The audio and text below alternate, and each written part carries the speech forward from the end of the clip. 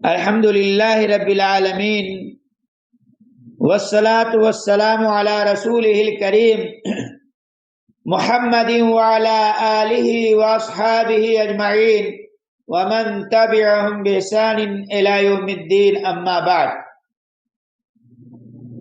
میرے بزرگوں، دوستوں، اسلامی بھائیوں اور بہنوں، السلام علیکم ورحمۃ اللہ وبرکاتہ۔ عزیزان گرامی، آج کے گفتگو کا موضوع ہے اللہ تعالی کی رحمت سے نا امید نہ ہونا۔ اللہ تبارک و تعالی نے فرمایا، قل یا عبادی الذین اسرفوا علی انفسہم لا تقنطوا من رحمت اللہ ان اللہ یغفر الذنوب جميعا انہ هو الغفور الرحیم۔ سورہ زمر آیت نمبر 53۔ کہہ دیجئے کہ میرے بندو، جنہوں نے اپنی جانوں پر زیادتی کی ہے، تم اللہ کی رحمت سے نا امید نہ ہو جاؤ۔ بالیقین اللہ تعالی سارے گناہوں کو بخش دیتا ہے۔ واقعی وہ بڑی بخشش، بڑی رحمت والا ہے۔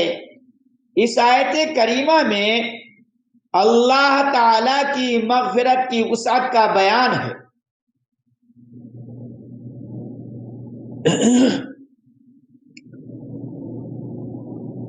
اسراف کا معنی ہے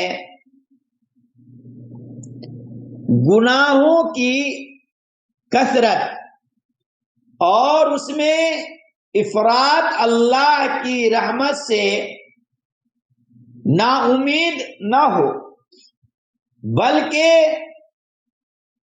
مطلب ہے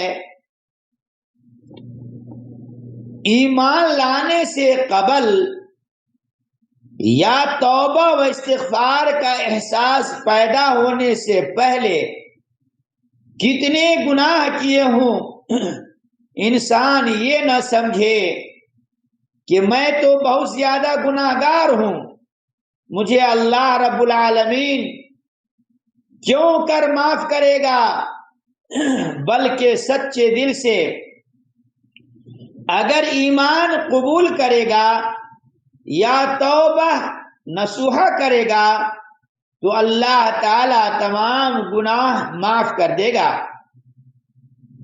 اور شان نزول کی روایت سے بھی یہی مفہوم ثابت ہوتا ہے کہ کچھ کافر اور مشرک تھے جنہوں نے کثرت سے قتل اور زناکاری کا ارتکاب کیا تھا۔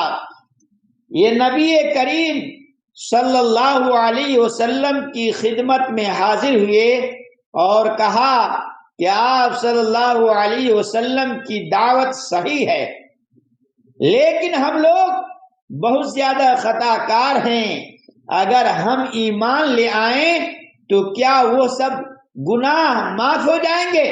جس پر اس کا آیت نزول ہوا۔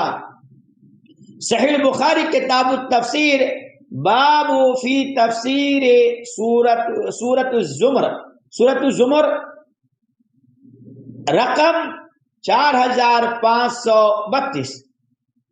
اس کا یہ مطلب نہیں ہے کہ اللہ کی رحمت و مغفرت کی امید پر خوب گناہ کیے جاؤ، اس کے احکام و فرائض کی مطلق پرواہ نہ کرو اور اس کی حدود اور ضابطوں کو بے دردی سے پامال کرو۔ اس طرح اس کے غضب اور انتقام کو دعوت دے کر اس کی رحمت و مغفرت کی امید رکھنا نہایت نادانش مندی اور خام خیالی ہے۔ یہ تخم حنظل بو کر ثمرات اور فواکہ کی امید رکھنے کے مترادف ہے۔ ایسے لوگوں کو یہ یاد رکھنا چاہیے کہ اللہ جہاں اپنے بندوں کے لیے غفور الرحیم ہے، وہاں وہ نافرمانوں کے لیے عزیز ذو انتقام بھی ہے۔ چنانچہ قرآن کریم میں متعدد جگہ ان دونوں پہلوؤں کو ساتھ ساتھ بیان کیا گیا ہے، جسے اللہ تبارک و تعالی فرماتے ہیں نبئ عبادی انی انا الغفور الرحیم وان عذابی هو العذاب العلیم، سورۃ الحجر آیت نمبر 49 تا 50۔ خبر دیں میرے بندوں کو کہ بے شک میں بڑی بخشش والا، بڑی حکمت والا ہوں، اور بے شک میرا عذاب دردناک عذاب ہے۔ اس لیے بھائیو، اس آیت سے پتہ یہ چلا کہ اللہ تبارک و تعالی غفور رحیم ہے، بخشنے والا ہے، اپنے بندے کے گناہ کو بخش دیتا ہے، تو وہیں پر اللہ تبارک و تعالی اپنے بندوں کو دردناک عذاب میں گرفتار بھی کر لیتا ہے۔ اس لیے گناہوں سے ہمیں اور آپ کو بچنے کی ضرورت۔ غالباً یہی وجہ ہے کہ یہاں آیت کا آغاز یا عبادی یعنی میرے بندوں سے فرمایا، یا عبادی سے فرمایا، جس سے یہی معلوم ہوا ہے کہ جس سے یہی معلوم ہوا ہے کہ ایمان لا کر یا سچی توبہ کر کے صحیح معنوں میں اس کا بندہ بن جائے گا۔ اس کے گناہ اگر سمندر کی جھاگ کے برابر بھی ہوں تو وہ معاف فرما دے گا۔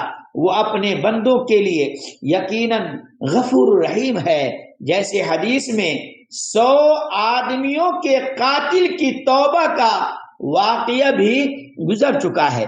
اور اسی طرح انس بن مالک رضی اللہ تعالیٰ عنہ سے روایت ہے، وہ فرماتے ہیں کہ میں نے رسول اللہ صلی اللہ علیہ وسلم سے سنا، آپ صلی اللہ علیہ وسلم فرما رہے تھے کہ اللہ تبارک و تعالیٰ نے فرمایا یا ابن آدم انک ما دعوتنی ورجوتنی غفرت لک علی ما کان فیک ولا ابالی۔